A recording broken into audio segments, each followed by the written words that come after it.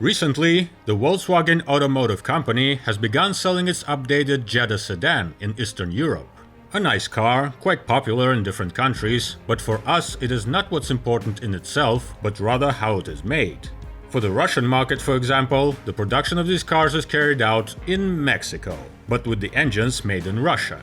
Yes, the motors are produced in one part of the world, shipped overseas, put on cars there, and then these cars are brought back.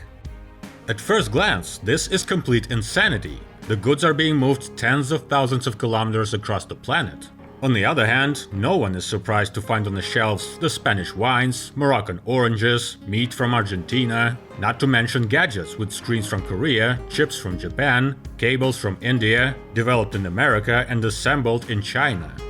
The logistics of the modern world is a gigantic transportation system with ports, highways, laws, disputes, traffic jams, and even pirates. And the center of this entire planetary circulatory system is one of the greatest innovations of the 20th century, supplying 95% of all world trade. A 6-meter or 20 feet long steel box. Let's take a look at what a standard shipping container is and how it changed our world forever. In order to understand how the container changed the world, we need to understand what this world was like before it appeared. For most of human history, people were transporting goods with the most obvious tools: bags, barrels, and boxes that were loaded onto caravans and ships. For a long time, this was not a problem. The ships were small, and you can't hang a ton of cargo on a horse. But with the development of technology and the Industrial Revolution of the late 19th century, these tools became inefficient. The turnover was growing rapidly, while the methods did not change, which became terribly inconvenient, slow, and expensive. Most of the work was being done manually, and transport would often spend more time parked than on its way, waiting for people to load the cargo. At the same time, it was easy to damage and lose the goods. While perishable products were completely out of the question, they simply wouldn't have time to get to their destination. As a result, everything that was brought from afar was considered incredibly expensive, rare, and exclusive. Attempts to solve this problem had been made since the end of the 19th century, when railways started using various large boxes fitted inside with freight cars, loading them with cranes. But again, once on the platform, these boxes still had to be opened and unloaded, and there was no unification. Each organization had its own version. Ways to solve this problem were searched during the entire first half of the 20th century, including the war periods, both the World War II and the subsequent Korean conflict.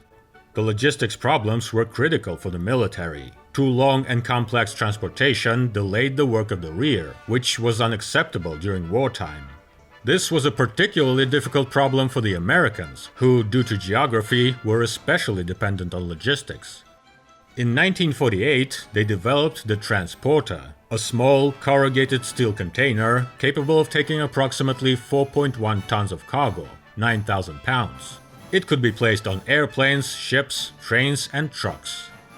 The idea was successful, and the container, in a converted form, began to be used in the civilian sector. Although it was decently decreased in size, the length was not reaching 2 meters. This is how the Conex container appeared. The modularity and the ability to use it on different types of transport was useful, but it still couldn't handle the growth of traffic volumes. The solution, it seemed, was already at the fingertips, but something was still missing. It's time to get acquainted. This man's name is Malcolm McLean. He's a businessman specializing in land freight transportation. Used to be a truck driver since the mid-1930s and knows firsthand what it's like to sit in a port for a day, waiting for your cargo to be taken on a ship.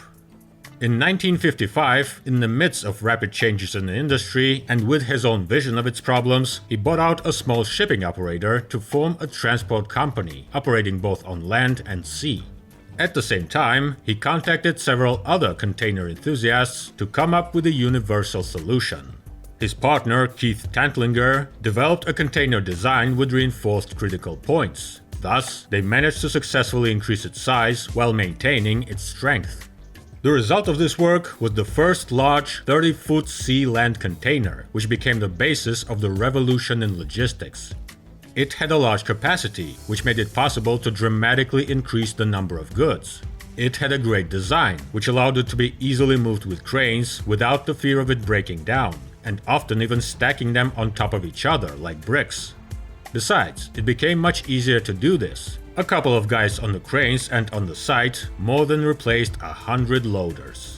And most importantly, it became intermodal, meaning that the container could be loaded on a ship, on a truck, or on a train without additional tools. No special train cars, external truck bodies, or cargo holds. They do not need to be opened and unloaded, and all the fastenings are standard. Like Lego bricks, just put it on a platform and carry on. This led, on the one hand, to a sharp increase in cargo transportation, on the other, to a sharp decrease in its cost. While earlier the transportation of a ton of cargo cost $6, now it has fallen to 16 cents. This has led to an avalanche growth in traffic, with massive use of containers. Volume did its job in unification, and at the end of the 1960s, a standard for their dimensions was developed, with several types of containers which are now used by absolutely everyone. From truck drivers in Australia to railway workers in England and sailors from Singapore. There are quite a few of these types. There are bulk containers, refrigerated ones, containers with sealed tanks for liquids and gases, and so on. Container sizes also vary, but the most commonly used are 20 to 40 feet in length, 6 to 12 meters, with a carrying capacity of about 30 tons, and these containers are everywhere, from railroad platforms and warehouses to trucks on the roads. And in seaports, these containers form whole mountains. Another major factor in the transportation revolution was the subsequent revolution in shipbuilding. Remember all those loaders with bales, crates, and barrels? In those glorious times, the process of loading and unloading with the growth of volumes stretched for hours and days. It simply did not make sense for maritime companies to make cargo ships bigger. Yes, they would carry more at sea, but they would stay in ports for months. Now, the situation has changed. The dramatic simplification of all processes in the port led to an equally dramatic increase in their speed. The modern huge port cranes with a height of 60 meters and a mass of 9,000 tons transfer containers like toys, loading them from ships to trucks in just a couple of minutes, 30 to 40 units per hour. The growth of traffic volumes transferred the problem to another plane. If earlier the ships were waiting to be unloaded, now they are waiting for the entrance to the port. The solution is obvious. You need a smaller number of ships while increasing their size. And then it started. Small cargo ships were replaced by big ones, and those in turn were replaced by simply enormous ones. A bright example. One of the modern leaders among these freighters is the Madrid-Maersk container ship. 399 meters or 1,300 feet in length, over 200,000 tons of displacement, and the capacity, 20,568 standard containers. If this ship was placed vertically, it would be 75 meters higher than the Eiffel Tower. In terms of mass, it is approximately equal to 2 Nimitz-class nuclear aircraft carriers, and the size of its deck would allow it to carry several Titanics. And this is not some super unique ship. Maersk is waiting for delivery after almost 3 dozen of such giants. In fact, the size of modern ships of this type is limited not so much by the capabilities of the engineers and traffic volumes, but by geography. A little more, and they won't be able to pass through transport corridors, such as the Strait of Malacca or the Suez Canal. They are already saying goodbye to the Panama Canal. Such ships are simply too big for it. And of course, in addition to these problems, another one arose, at first glance romantic, but in fact quite serious. And it arose precisely in the zones of the most active shipping near these bottlenecks: pirates. Nowadays they are common in the island zones of Indonesia, quite active are the pirates of the Caribbean, and of course the most famous ones of recent years, the Somali pirates, who operate in the area of the Gulf of Aden. They do not fight sea monsters and they don't drink rum, probably. But the combination of war in the region, desperate people with nothing to lose, and a transport corridor with tens of billions of dollars worth of cargo did their job. But this problem is also manageable. Transport companies hire security detachments for their ships, and the most dangerous zones are patrolled by the military from different countries. Sometimes we hear the news of hijackings, but in general, it is of course a drop in the ocean and hardly seriously affects the overall situation. According to rough estimates, the total number of such containers reaches 40 million, with an average age of 5 to 6 years, and they account for the overwhelming part of all world trade and almost all sea trade, with an annual transportation of products worth $4 trillion. What does this have to do with us? Go to any store and take a look at its stock. The majority of goods there will most likely be from afar. It doesn't matter which store. A dealership with cars from Germany, a grocery store with fruits from Africa, electronics imported from Japan, or some online stores with gigantic assortments of goods, most of which will be brought to you from China. And all this will reach you from all over the world precisely by these containers. Horses and camels of the Great Silk Road have given way to steel giants cutting through the sea, kilometer-long trains on endless railways, and trucks that occupy the roads around the world. Overseas goods, from an exclusive for emperors and kings, have become commonplace in every home. And they are manufactured where it is more profitable. That's why we have a German car with a Russian engine assembled by the Mexicans. At first glance a crazy scheme, in practice turns out to be easier to implement.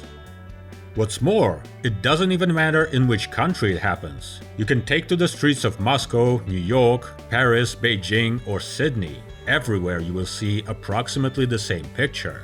We, in a sense, are becoming the same. Globalization has come.